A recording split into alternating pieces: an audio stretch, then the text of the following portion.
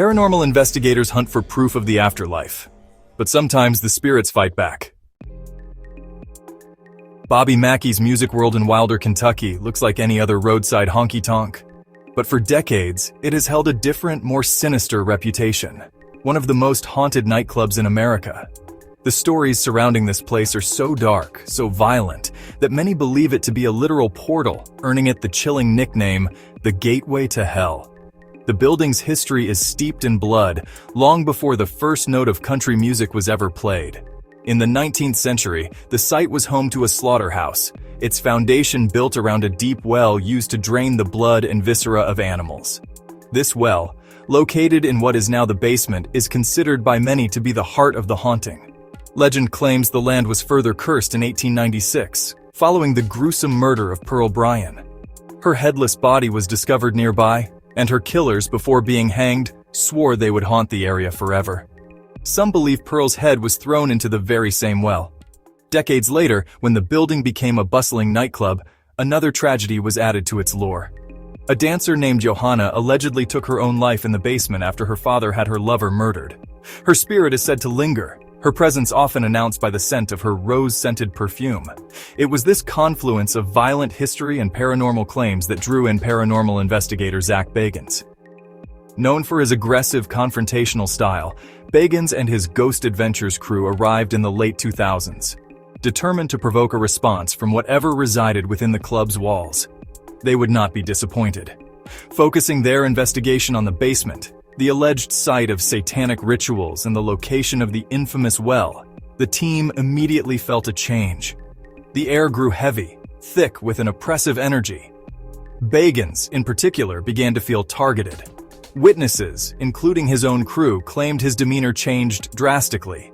He became uncharacteristically angry and hostile, as though an unseen force was vying for control. He complained of a burning sensation and sharp stabbing pains. Moments later, he collapsed to the floor, clutching his stomach in agony, writhing on the same ground where so much tragedy had unfolded. As his team rushed to his side, they made a chilling discovery. 3 long, deep scratches had appeared on his back, marks that resembled claws. They had not been there moments before. There was nothing in the environment that could have caused them. The team quickly carried him out of the basement. The intense pain, which had brought the seasoned investigator to his knees, subsided almost the instant he left the property. A subsequent medical evaluation revealed no physical cause, no explanation for the sudden, debilitating attack. Bagans later described the event as one of the most terrifying experiences of his career, a clear physical assault by an intelligent entity. He claimed it wasn't just trying to scare him, but was physically attempting to harm him and drive him away. To this day, the incident at Bobby Mackey's remains a benchmark for paranormal danger, a stark warning that some places don't just house ghosts, they actively fight back. Investigators who dare to enter know that what waits in the basement might not let them leave unscathed. In the late 1970s, a quiet suburb in North London became the epicenter of one of the most infamous hauntings in history. The Enfield poltergeist case would soon grip the world, drawing believers and skeptics alike into its chilling web. The Hodgson family, Peggy, a single mother, and her 4 children, lived in a modest council house at 284 Green Street. Their lives changed forever in August 1977, when strange knocking sounds echoed through the walls late at night. At first, the disturbances seemed minor, furniture shifting, toys moving on their own, and cold drafts sweeping through sealed rooms. But soon, the activity escalated. Heavy chests of drawers slid across the floor, and the children, especially sisters Janet and Margaret, became the focus of terrifying events. The police themselves were left baffled. Officer Carolyn Heaps later testified that she saw a chair rise and move across the room without anyone touching it. Neighbors, too, reported hearing unexplainable noises and witnessing objects flying through the air. News of the haunting spread quickly, attracting journalists, photographers, and paranormal investigators. The Hodgson home became a media circus, with reporters camping outside and the family under constant scrutiny. The story caught the attention of the Society for Psychical Research and investigator Maurice Grosse. Grosse wasn't just a paranormal enthusiast. He was an inventor driven by a profound personal tragedy, the recent death of his own daughter. He arrived at Enfield hoping to find proof of survival after death, a quest that would consume him. Along with his colleague Guy Lyon Playfair, Grosse dedicated countless hours to documenting the increasingly bizarre phenomena.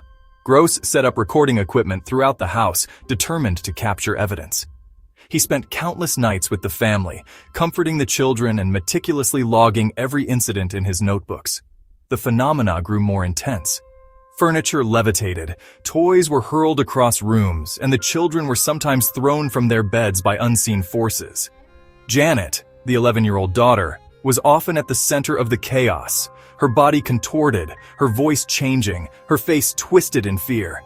He witnessed furniture moving on its own, knocks on the walls that seemed to respond to questions, and books and toys flying through the air. He meticulously recorded everything, capturing one of the case's most chilling elements: the mysterious voices. Janet would suddenly speak in a deep, gravelly tone, claiming to be Bill Wilkins, a previous tenant who had died in the house. The voice would curse, threaten, and answer questions with knowledge Janet could not have known. Grosse and Playfair played the tapes for experts, who confirmed that the voice was produced by Janet's false vocal cords, a feat nearly impossible for a child her age to sustain for long periods. The recordings became some of the most controversial evidence in paranormal history. But the haunting wasn't content with putting on a show. The entity's aggression soon turned physical, and on several occasions, Grosse himself was the target. He wasn't just an observer. He became a participant in the Poltergeist's violent outbursts. Grosse described being pelted with marbles and Lego bricks, sometimes with such force that they left bruises. He was pushed, tripped, and once pinned to the ground by an invisible force, unable to move or call for help. The children, too, bore the marks of the haunting. Janet was photographed levitating above her bed, her face frozen in terror. Margaret suffered scratches and bruises that appeared without explanation. His notes describe more than just flying objects. He documented sudden gusts of wind inside sealed rooms and unexplained scratches appearing on his skin, as if drawn by an unseen claw. Witnesses from outside the family, neighbors, journalists, and even skeptics reported seeing and hearing things they could not explain. Some described feeling an overwhelming sense of dread upon entering the house, as if the air itself was charged with malice. Despite skepticism from outsiders who accused the children of fabricating the events, Grosse remained convinced he had confronted something beyond explanation. He acknowledged the girls might have faked some things, but argued it couldn't explain the hundreds of events witnessed by multiple adults. His bruises and wounds became physical proof that the poltergeist wasn't just haunting the family. It was warning off anyone who dared investigate. The case left a lasting mark on everyone involved. The Hodgson family eventually found peace, but Janet would later admit that while some incidents were exaggerated, most of what happened was real and terrifying. Maurice Grosse, until his death, insisted that what he witnessed at Enfield was genuine, a brush with forces beyond human understanding. The Enfield poltergeist case inspired books, documentaries, and even fictionalized accounts in film and television. It remains a touchstone in paranormal research, a story where the line between fact and legend blurs, and where the question of what truly happened still haunts investigators to this day. For Maurice Grosse, the Enfield case was more than an investigation. It was a personal quest for answers about life, death, and what lies beyond. For the world, it remains a chilling reminder that sometimes the most terrifying mysteries are the ones that refuse to be solved. In the heart of Pontefract, West Yorkshire, stands a modest, semi-detached house, number 30 East Drive. To passers-by, it appears unremarkable. But for those who know its story, it is infamous, the Black Monk House, home to one of the most violent and persistent poltergeist cases ever recorded. The legend begins in the late 1960s, when the Pritchard family, Jean, Joe, their daughter Diane, and son Philip, moved in.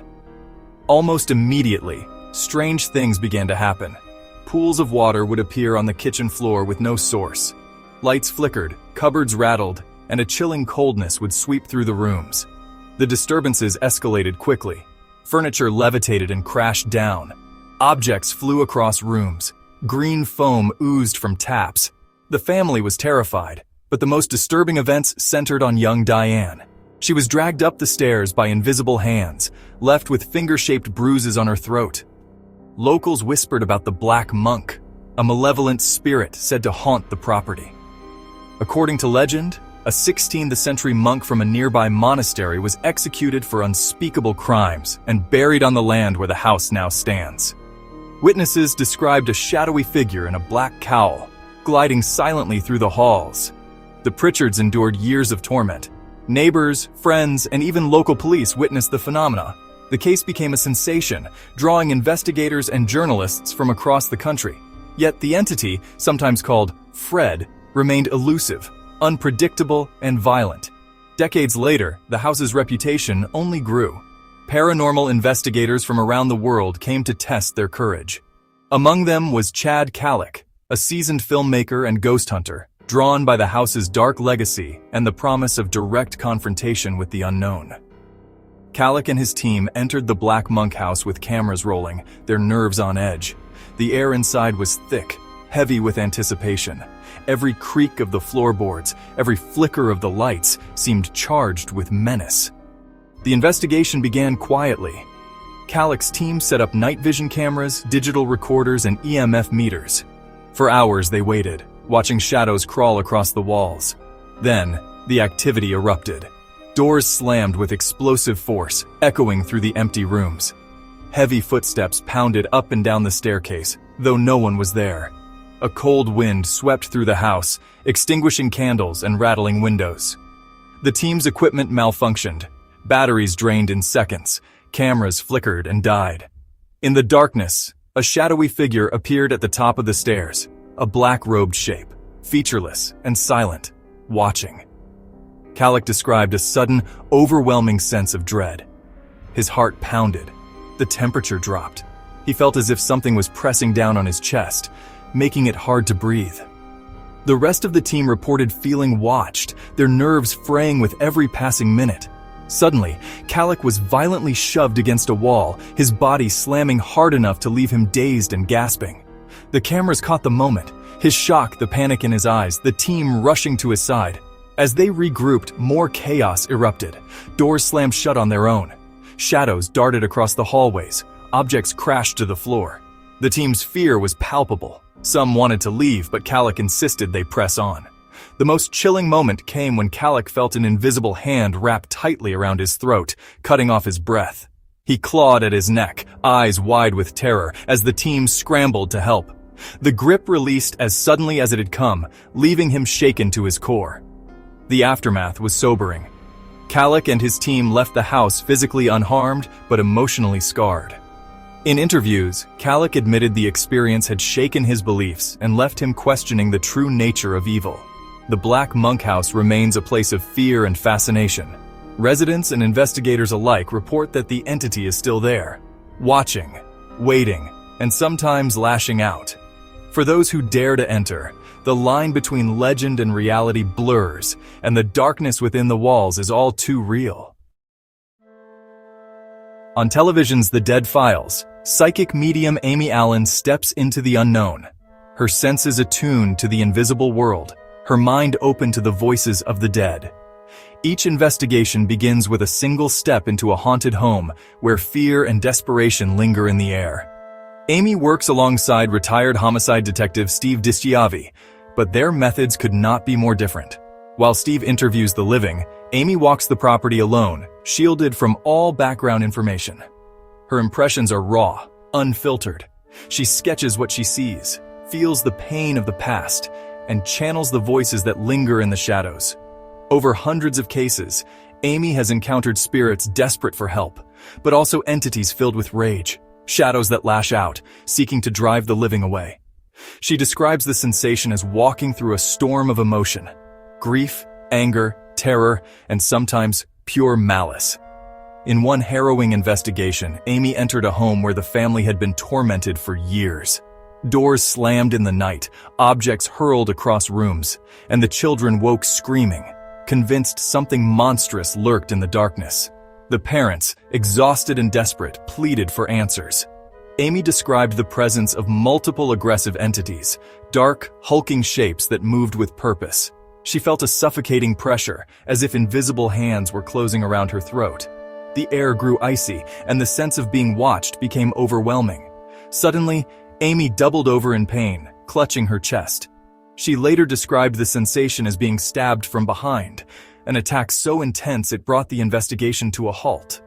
The production crew, unable to help, watched in alarm as the cameras captured her agony. Later, during the reveal, Amy explained that the entities had recognized her.